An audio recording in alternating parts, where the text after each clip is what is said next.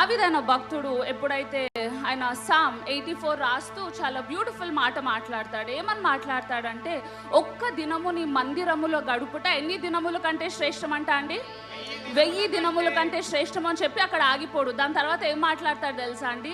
Then he continues to say something very very nice. ఆయన ఏమంటాడంటే, నా దేవుని మందిరములో ఆయన ద్వారము దగ్గర ఉండడం కూడా నాకు ఆశీర్వాదకరమే అని అంటాడు. హల్లెలూయా.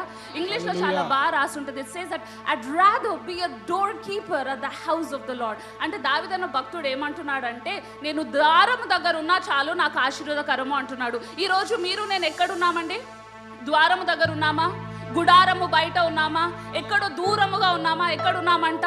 ద మోస్ట్ హోలీ ప్లేస్ అంట. పరిశుద్ధమైన స్థలములో దేవుడు మిమ్మల్ని నన్ను పెట్టాడు అని వాక్యం సెలవిస్తుంది. హల్లెలూయా. ఒకవేళ ద్వారము దగ్గర ఉండడమే ఆశీర్వాదకరం అయితే, ఈరోజు పరిశుద్ధ స్థలంలో నిల్చుంటున్న వాళ్ళకి ఆశీర్వాదము కంటే ఎక్కువ ఏంటి అంటే నిత్య జీవమై ఉంది. హల్లెలూయా.